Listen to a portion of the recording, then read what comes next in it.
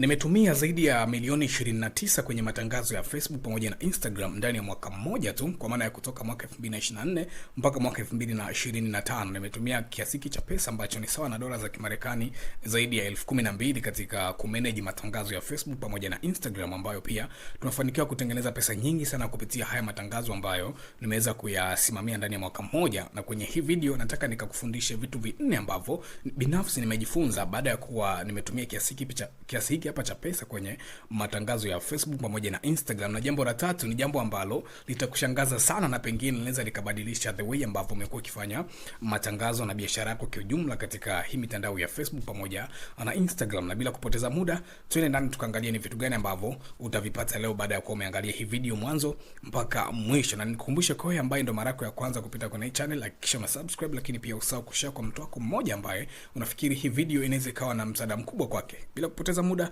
twende ndani tukaangalie vitu ambavyo nimeweza kujifunza baada ya kuwa nimetumia kiasi hapa cha pesa katika matangazo ya Facebook pamoja na Instagram. Na hizi ni gharama ambazo zinahusisha zile kampuni ambazo nimeweza kufanya nazo kazi, more than 10 companies ambazo nimeweza kushiriki moja kwa moja kwenye kutengeneza matangazo ya Facebook pamoja na Instagram, ikiwa ni kampuni za kutoka hapa Tanzania, lakini pia kampuni nyingine za kutoka nje. Vile vile ikiwa ni pamoja na gharama ambazo nimezitumia kwa ajili ya kuweza kusimamia baadhi ya matangazo ya watu binafsi ambao wanafanya biashara katika hii mitandao ya Facebook pamoja na Instagram.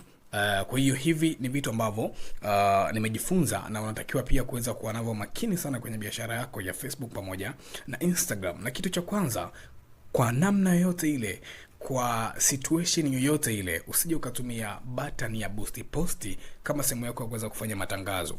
Na hii button ya boost post inazungumzia ile ambayo inapatikana direct kwenye post yako pale, kwamba ukiposti pale kuna sehemu ambayo inakuwa imeandikwa boost post. Ile ni sehemu ambayo hutakiwi kwa namna yote ile, hutakiwi kabisa kuweza kuigusa kama sehemu yako ya kuweza kufanya matangazo ambayo unataka kujenerate hela nyingi sana kwenye hayo matangazo kwa kutumia hizi platforms za Facebook pamoja na Instagram. Na kuna sababu nyingi ambazo zinafanya boost post ionekane sio sehemu salama kabisa kuweza kufanya matangazo yako ya Facebook pamoja na Instagram. Na kitu cha kwanza ni kwamba kama utatumia boost post, basi utakuwa hauna ule uhuru, tunasemaga free control ya matangazo ambayo unayatengeneza. Yaani kuna baadhi ya vitu ambavyo itakubana. Kwanza, kwenye boost post hautakuwa na uhuru wa kuchagua ni nani alione tangazo na nani asilione tangazo, mbinu ambayo huwa tunaitumia kwa kiasi kikubwa sana kuhakikisha tunapata matokeo mazuri.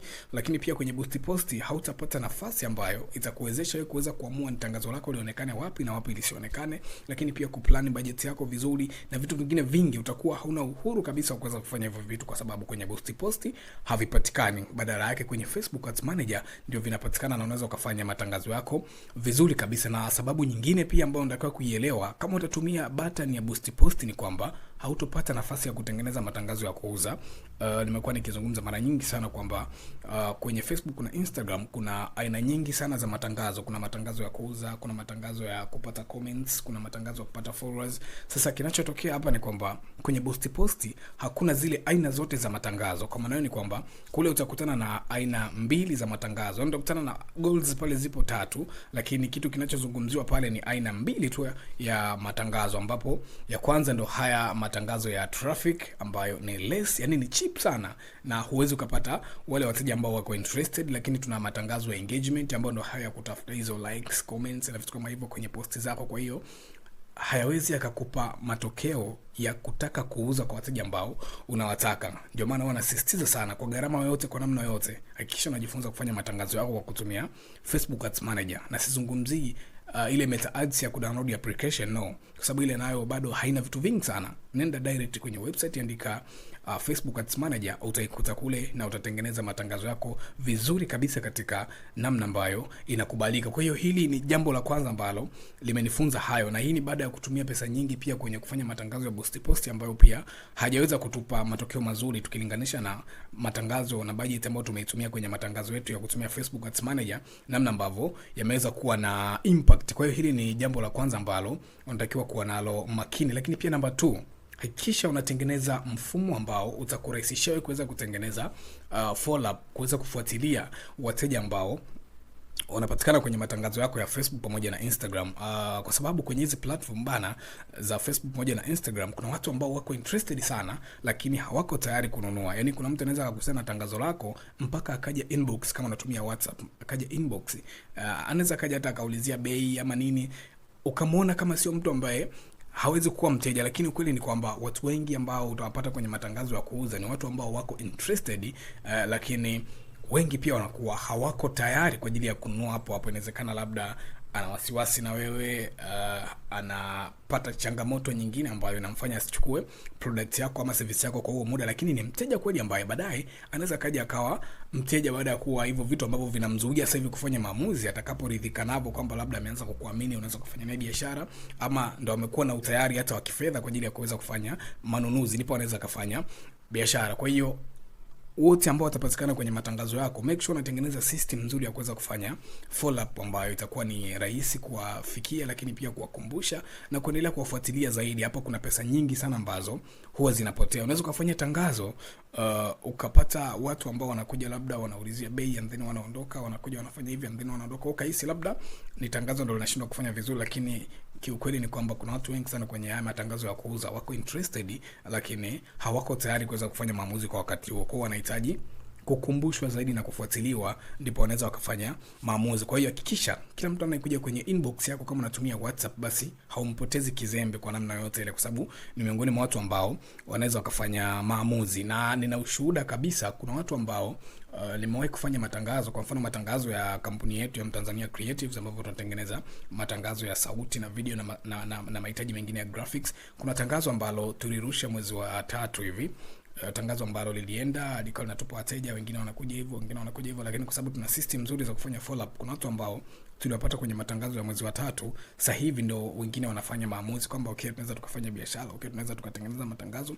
na vitu kama hivyo. Kwa hiyo hapa kuna watu wengi sana huwa tunawaacha kwa kudhani kwamba si wateja, lakini ni watu ambao ukitengeneza system nzuri za kufanya follow up inakuwa ni rahisi kuweza kuwapata. Na kitu kingine ambacho pia kinatupa kila sababu ya kutengeneza system za follow up ni kwamba hizi platform za Facebook pamoja na Instagram si platform ambazo ni za kuuza moja kwa moja. Yani si platform ambazo zinawakutanisha watu wanaokuja kutaka kununua, ukilinganisha na platform kama Alibaba, labda AliExpress na nyingine online store nyingine. Kule watu wanaenda kwa nia ya kununua, lakini huku kwetu kwenye Facebook na Instagram watu wanakuja na interest tofauti tofauti, na kuja na interest tofauti tofauti ambazo si za kununua moja kwa moja. Ndio sababu inayotufanya kwamba tunapata wengine ambao wako interested, wanatamani hiyo bidhaa, lakini wanakuwa hawako tayari kwa sababu tu kakutana nayo, labda bahati mbaya alikuwa na mambo yake. That's why ni lazima utengeneze hii system ya kuweza kufanya follow up, kuwafuatilia au wateja mpaka pale ambapo watakuja kufanya maamuzi ambayo ulikuwa unayataka. Labda kama sehemu kama marketplace ya Facebook, kule ndio unaweza ukawa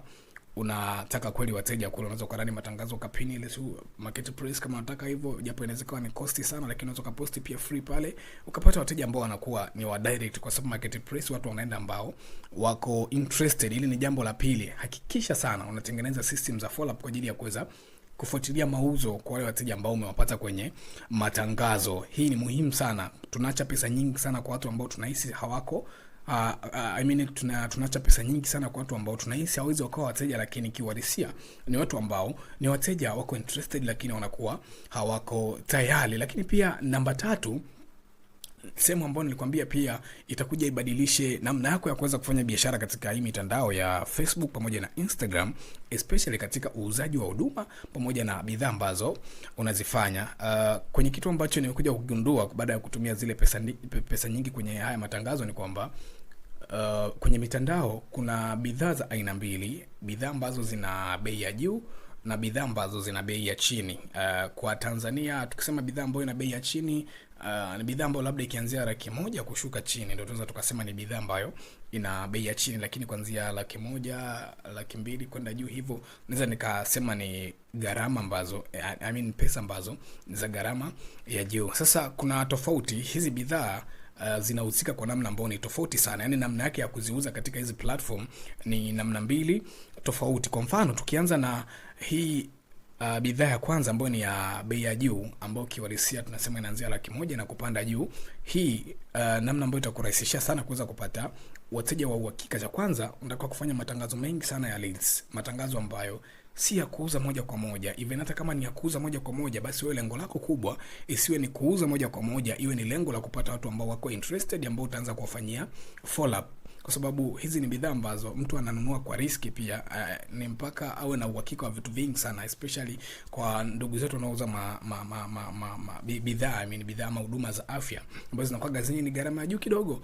Inabidi utumie platform kama sehemu ya kukusanya leads, and then baadaye watu wakisha kuamini, wakisha kujua, wakisha kufahamu sana, ndipo unaweza ukafanya matangazo ya kuuza, kama utauzia kwenye groups ama wapi. Lakini muhimu tu usiwe na lengo la kuuza moja kwa moja, kwamba ukikosa wateja kwenye matangazo yako ya bidhaa ama huduma unakuwa una feel si vizuri ama unafanya vibaya. No, ni vitu iko hivyo. Hiyo bei za juu kidogo zinahitaji muda, mtu ajitoe, mtu afikirie hawezi akakurupuka tu kuchukua bidhaa za hivyo. Lazima kuna vitu anataka kujidhihirisha. Kwa hiyo yafanye matangazo kama source ya kupata leads ambazo baadaye unaweza ukazigeuza kwa wateja. Lakini pia kitu cha pili ambacho kitakusaidia pia kuuza hizi bidhaa za bei kubwa ni kutumia organic content. Hizi organic content mara nyingi ukizipush sana kwenye account yako ya kawaida, itakuwa ni rahisi sana watu kuweza kufanya maamuzi, kwa sababu watakufahamu, watakujua, na inakuwa ni rahisi hata wao wenyewe kuweza kufanya maamuzi bila hata wewe kuwatengenezea matangazo. Na mwisho kabisa ni kufanya matangazo ya retargeting kwa wale ambao wana engage na wewe kwenye hizo akaunti zako, kwa sababu ni watu ambao tunahisi tayari ni wale ambao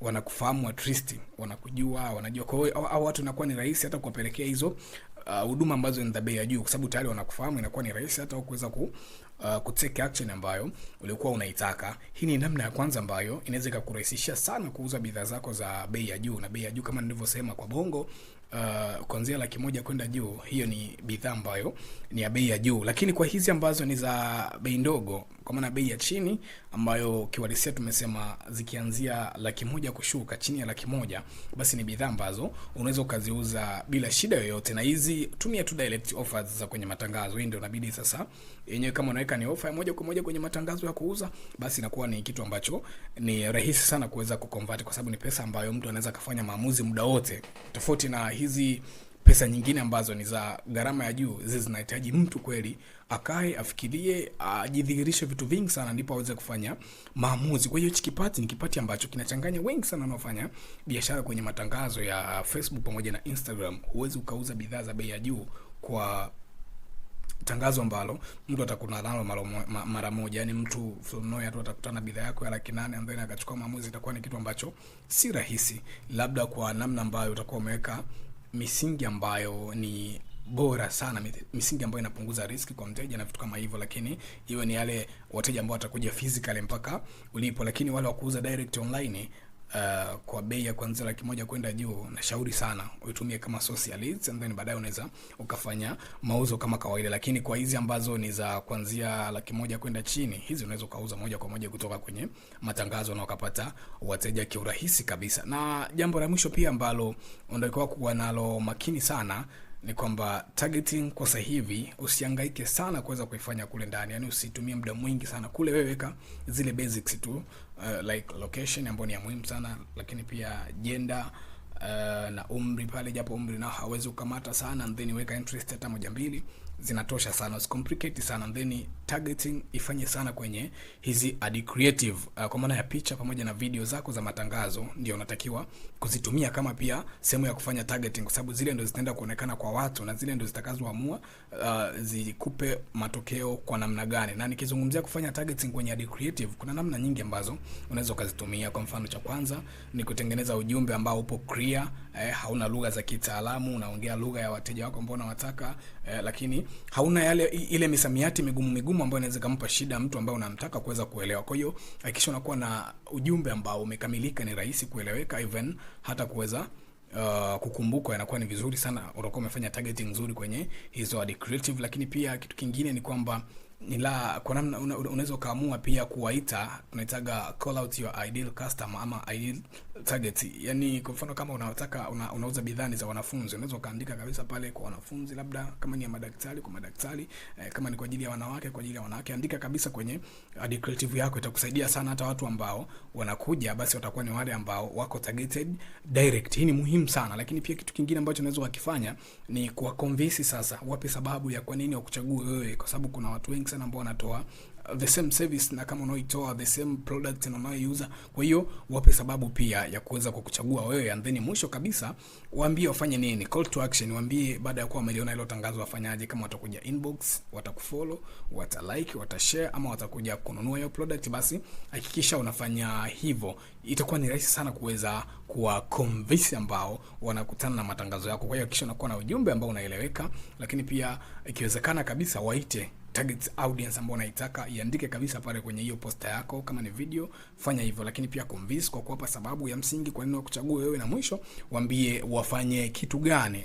Hivi ni vitu vinne ambavyo vitakupa matokeo makubwa sana kwenye matangazo yako ya Facebook pamoja na Instagram, na nimejifunza na vinafanya kazi, na ndivyo ambavyo vinatufanya mpaka sasa hivi tuendelee kupata matokeo ambayo yako vizuri. Na mwisho kabisa, kabla sijamaliza, nikupe bonus kwa wewe ambaye unataka kujifunza jinsi ya kufanya matangazo ya Facebook pamoja na Instagram kwa namna ambayo itakuwa ni rahisi, lakini pia namna ambavyo unaweza kumanage biashara yako kiujumla ili iweze kukupa matokeo ambayo ni mazuri. Basi kuna hii programu yangu mpya ambayo inaitwa Kasi Formula, ambayo hii ni formula pekee ambayo itakupa kila unachokihitaji kwenye kujifunza matangazo ya Facebook pamoja na Instagram ili uweze kufanya biashara katika namna ambayo itakuwa ni sahihi. Ni program ambayo inatumika na more than 500 people, watu wanaofanya biashara zaidi ya 500 wanatumia hii program na wanapata matokeo ambayo yako vizuri. Na kwa hii program utapata vitu vingi sana ambavyo ndio vinaifanya hii program ionekane ni tofauti kabisa na program ambazo umezizoea. Huko kwanza utapata videos ambazo zinaelekeza step by step namna ya kurusha matangazo, step by step namna ya kuuza bidhaa zako, lakini pia step by step namna ambavyo unaweza kuuza bidhaa zako bila matangazo ya kulipia, kwa maana ya content ambazo unazifanya kwenye matangazo kwenye akaunti zako za Facebook pamoja na Instagram. Lakini pia utapata templates ambazo utakuwa una copy na kupaste katika shughuli zako za ufanyaji wa biashara ili uweze kurahisisha mambo mengi. Utapata swipe files, utapata hizo checklist, utapata script, lakini pia utapata offer ya masterclass videos ambazo zimerekodiwa huko ndani, na vile vile utakuwa na nafasi ya kupata mentorship ya direct kutoka kwangu katika muda wote ambao utakuwa unajifunza, na hata utakapokuwa umemaliza unaweza ukaendelea kupata mentorship kupitia magroup yetu ya VIP ambayo yatakusaidia sana kuweza kuboresha biashara yako ambayo unaifanya kwenye Facebook pamoja na Instagram. Na bahati nzuri ni kwamba kuna offer ambayo nimeitoa sasa hivi ambayo unaweza ukaipata ya kuweza kujifunza hii Kasi Formula ukiwa popote pale na kwa gharama ambayo ni unaweza kuimudu. Kwa unachotakiwa ukifanya kwenye linki kwenye description ya video hii kuna linki nimeiweka hapo ya Kasi Formula, click and then nenda kaangalie kiundani zaidi kuhusiana na Kasi Formula, lakini pia namna ambavyo unaweza kuwa miongoni mwa watu ambao watajifunza hii Kasi Formula kwa mwaka huu hapa. Usisahau kusubscribe katika hii channel, lakini pia usisahau kushare hii video, itakuwa ni njema sana.